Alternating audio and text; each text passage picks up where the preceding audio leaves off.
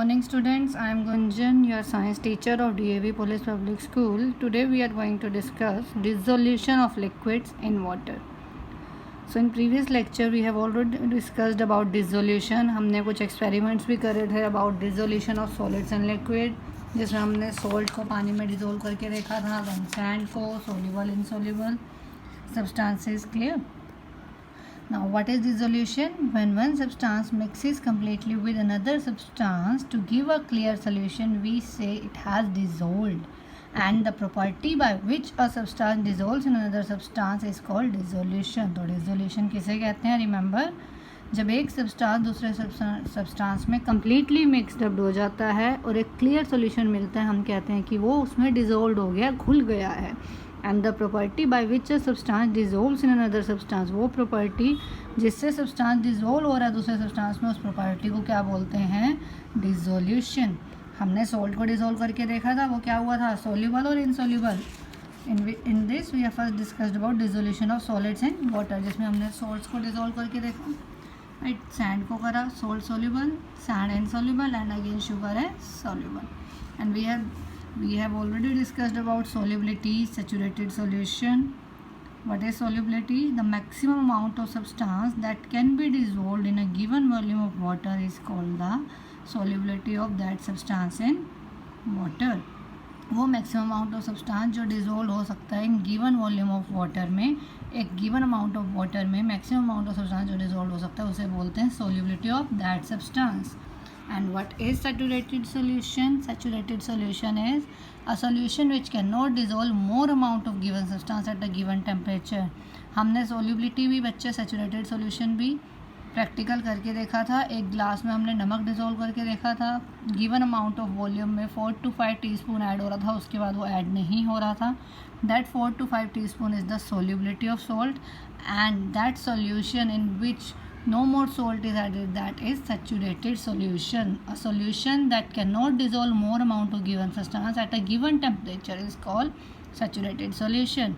फिर हमने effect of temperature भी देखा था बच्चे. एक थोड़ा सा ज़्यादा गर्म पानी लिया था हमने, ज़्यादा टेम्परेचर था जिसका, एक नॉर्मल वाटर, जो नॉर्मल वाटर था उसमें 4 to 5 टीस्पून ऐड हुआ था, और जिसका टेम्परेचर ज़्यादा था उसमें 6 टीस्पून तक हमारा डिज़ोल्व हो गया था. सो इट मीन्स अगर टेम्परेचर इंक्रीज़ करा तो क्या हुआ? सोल्यूबिलिटी भी इंक्रीज़ हो गई. On increasing the temperature, that is on heating a solution, the solubility of substance generally increases. Clear? Up to this we have discussed already and perform the activities, practicals as well. Today we are going to discuss about dissolution of liquids in water. Some liquids are soluble in water, that is they dissolved in water. उस दिन हमने बच्चे discuss करा था dissolution of solids and liquid. Today we are going to discuss about dissolution of liquids in water.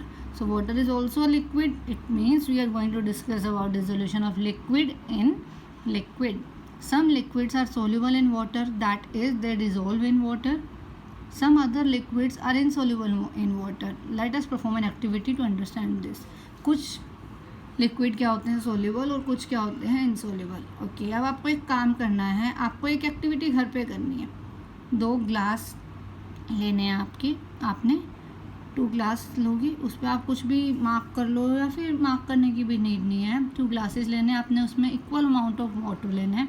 एक में तो आप लेमन जूस डाल के मिक्स करना है, राइट, और एक में मस्टर्ड ऑयल, खाना बनाते हैं ना वो मस्टर्ड ऑयल, सरसों का तेल, वो मिक्स करना है.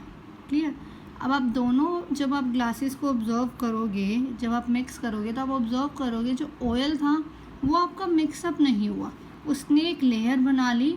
और अगर आप थोड़ी देर के बाद देखोगे तो जो ऑयल है वो मिक्सअप नहीं हुआ, उसने एक लेयर बना ली, वो सेटल डाउन हो गया. वेयर एज लेमन जूस जो है वो सोल्यूबल हो गया. ऑयल की एक लेयर ऊपर डेवलप हो जाएगी जो फ्लोट करेगी, वो मिक्स नहीं होगा, right. Whereas lemon juice is miscible. It means क्या हुआ? लेमन जूस क्या है? इसमें डिज़ोल्व कर रहा है, एंड मस्टर्ड ऑयल नहीं कर रहा, जबकि दोनों क्या थे? लिक्विड थे. Take 2 test tubes and mark them as 1 and 2. Fill half of each test tube with water. Mix half teaspoon of lemon juice in test tube 1 and half teaspoon of mustard oil in a test tube 2. Shake both the test tubes and observe. You will see that lemon juice is soluble in water but mustard oil is insoluble in water. So करेंगे सब ये activity अपने घर पे, ठीक है? तो ये एक एक्टिविटी आपको खुद से परफॉर्म करके देखनी है. फिर मम्मा को दिखाना है कि देखो मम्मा कौन सा डिज़ोल्व हुआ और कौन सा डिज़ोल्व नहीं हुआ. It is an activity of dissolution of liquids in water. Next is dissolution of gases in water. Some gases dissolve in water. For example, soda water is prepared by dissolving carbon dioxide gas in water. अब कुछ gases dissolve होती हैं. जब आप अपनी cold drink की बोतल open करते हैं उसमें एकदम से बबल से होते हैं. इट मीन्स उसमें गैस होती है, राइट. इट मीन्स उसके अंदर कुछ गैस डिज़ोल्व है वाटर के अंदर. तो soda water is prepared by dissolution of carbon dioxide gas in water. जो सोडा वाटर प्रिपेयर होता है वो कैसे, जो कार्बन डाइऑक्साइड गैस है वो डिज़ोल्व होती है वाटर के अंदर, फिर वो प्रिपेयर होता है. Let us perform the activity to understand the solubility of gases in water. Take a soda water bottle and open its lid.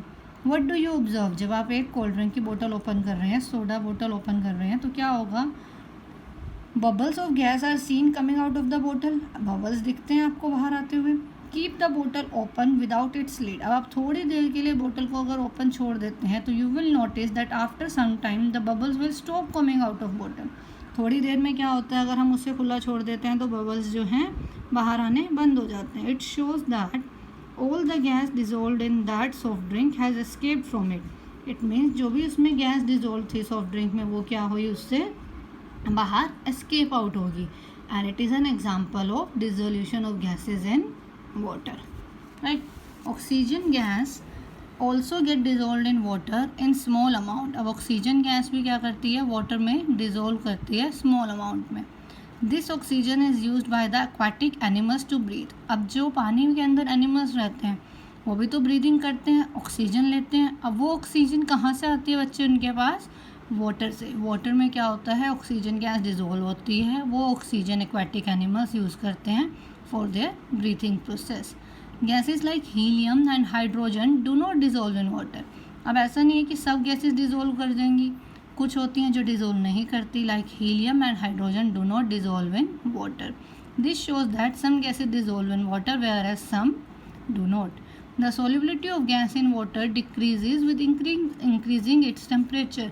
अगर आप टेम्परेचर इंक्रीज़ कर दोगे सॉल्यूशन का तो जो गैस है वो सोल्यूबल उसमें कम अमाउंट में होएगी. जैसे जब हमने ऑब्जर्व करा था, अगर हम टेम्परेचर इंक्रीज़ कर रहे थे और जब हम सोल्ट ऐड कर रहे थे, हमने एक एक्टिविटी करी थी सैचुरेटेड सॉल्यूशन वाली, उसमें क्या हो रहा था, more amount of salt add हो रहा था. टेम्परेचर इंक्रीज़ करने पे सोल्युबिलिटी बढ़ रही थी. But in case of gases with increase its temperature solubility of gas in water decreases. Gases की सोल्युबिलिटी क्या होएगी, डिक्रीज होएगी. Thus we have learned that all materials are made up of matter which exist in three forms, namely solid, liquid and gas. Matter can be classified on the basis of properties such as appearance and feel, transparency, diffusion and solubility. Here we are completing our third chapter, nature of matter. Hope it is clear to you, and do the internals and read the chapter.